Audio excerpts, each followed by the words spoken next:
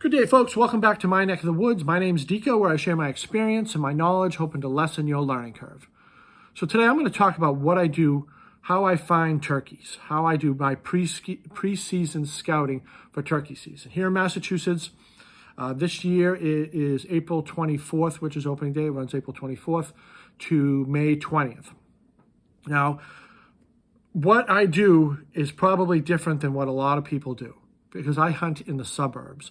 And this may not apply to everybody. And this obviously doesn't apply to the veteran hunter. My tactics are mostly spot and stalk. And I hunt turkeys in thick woods for the most part. Field edges sometimes, but for the most part it's in thick woods, and I'm trying to sneak up on them and shoot them with a bow, not necessarily a gun. All right? Before I get started, please sub the channel, like my videos, and make some comments, all right? You know that I love the comments. I enjoy the feedback, whether it's good or bad. It's really how I learn for the most part. All right, so I hunt in the suburbs, and it's a lot of houses. You're pulling these turkeys usually out of people's backyards or off bird feeders. Turkeys are a nuisance here in Massachusetts, and you would think that it would make it easy for them to hunt. But it's not really, because you can't hunt them where they are. You have to pull them into the woods. I mean, you can hunt on private property with permission, but a lot of times you have to be 500 feet from an occupied dwelling. That is a rule here in Massachusetts, even to fire a bow. And so say you have permission to hunt them in someone's yard. The next house is closer than 500. The next house that way is closer than 500. So you need permission down the line, and it doesn't always work out that way. So the first thing I do is I go to my old spots, the old spots that I've gone to that have produced turkeys, or I've seen turkeys there in the past. And I'll go in there and I'll try to roost them. I'll go in early morning, in the dark still, or I will go in evening. I find evening is better to roost birds. And it's not as easy as you think to roost birds. It's not like you just go in after sunset where they're up in the trees and you just blow a crow call. Sometimes they're just up there looking at you. So you got to look up too. Look up, blow your crow call, and see if you can find some birds that way in your old spots.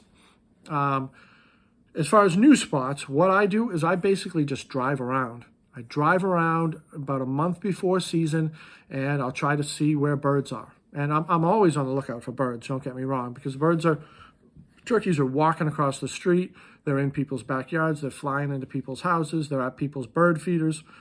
Like I said, they're a bit of a nuisance here in Massachusetts, but it doesn't make it easy to hunt them, you would think. So basically, I drive around and I go through winding neighborhoods. In my area, for the most part, I really don't have to travel that far. Just looking for birds on people's front lawns, looking for birds crossing the road, looking for birds wherever they may be. And then, after I find some birds, I'll look on Google Maps and I'll see if there's some woods or some entrance ways or some exit ways that I can get in to hunt those birds. A lot of times they're in people's backyards. And chances are there's woods in these people's backyards where you can hunt them. And you will be within the law, so to speak. Now, once I find birds, I will put up a camera and put up a little bit of feed. A little bit of, you can use regular bird seed. I find cracked corn works pretty good. You get deer sometimes on the cracked corn, but I use cracked corn, put it down, put some cameras up to give me an idea of how many birds are in the area for the most part. That's going to let you know how many birds are in the area. Once one finds the food, they're all going to find the food. That doesn't mean that they're all going to be there, but it gives you an idea of what's in the area. Is it just hens? Is it just toms? Is it big toms? Is it jakes? Whatever the case may be, is going to give you an idea if I'm going to hunt there, right? And what you're looking for, turkey sign for the most part, obviously you're looking for their scat. Obviously you're looking for their tracks. But for the most part, you're going to see areas of leaves or brush, and it's all ripped up, all ripped apart. And they're basically looking for insects and worms and bugs to feed on. For the most part, they scavenge through. They really like ants. They eat a lot of ants. Ticks, they eat ticks, any type of bugs and things like that for the most part. And you're looking for these areas that it doesn't look like a deer scrape. It almost looks like a ton of squirrels were there. Like, squirrels make these tiny little holes in the leaves. The turkeys will rip it up a little bit more. They'll scratch all over the place, and they're just looking for food. All right, so once you find that, and if you can find an access point to get in there, then it's kind of game time. So you put down some feed to try to figure out what's in there. And I use cameras. I use cameras when I hunt. It's even better if, say, it is in someone's backyard. I knock on their door. I tell them who I am. I tell them I'm a hunter. I ask them if the turkeys bother them. You know, do they bother their dogs or their cats, or are they in their garden? Some are really flying into people's homes, and you'd be surprised at the answers that I get. And they say, yeah, get them out of here. Get them out of here as much as we can. So then I have permission. Sometimes I'll park in their driveway, you know, early in the morning or whatnot, and or I'll enter from another area. But for the most part, I get permission, and then I get in to see those birds. I'll put cameras up, and sometimes I use cameras during hunting because I believe that you can sneak up on turkeys.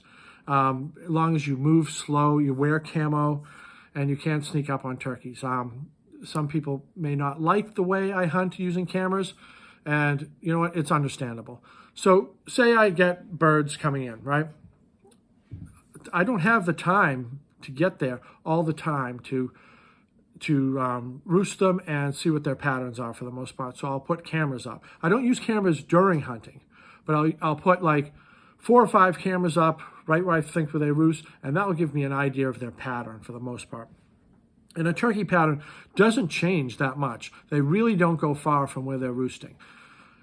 I mean, where they roost sometimes changes, but for the most part, if you can find where they roost and find where they come down in the morning or go up in the evening, you can find their pattern. So just, you know, put a camera up where they roost and then look for other sign around there, scat and scruffed up areas and whatnot. Put another camera there.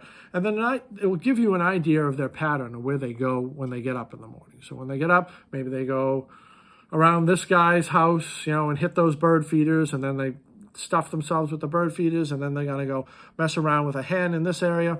It's just going to give you a stronger idea of where those birds are. If you can get in there and do the scouting, by all means, the scouting is a better resource than the cameras, because just because a bird walks by a camera, it just means that it's in that sort of 10 to 20 feet in front of that camera. So the sign is a better resource than the cameras, but I use cameras because I can't get in there all the time for the most part because of work and life and other things that get in the way. Hopefully this is helpful to you. Hopefully this helps you get some birds. And that's all I really have for you, all right? Sub the channel, like my videos. I'll talk to you guys later. Be well.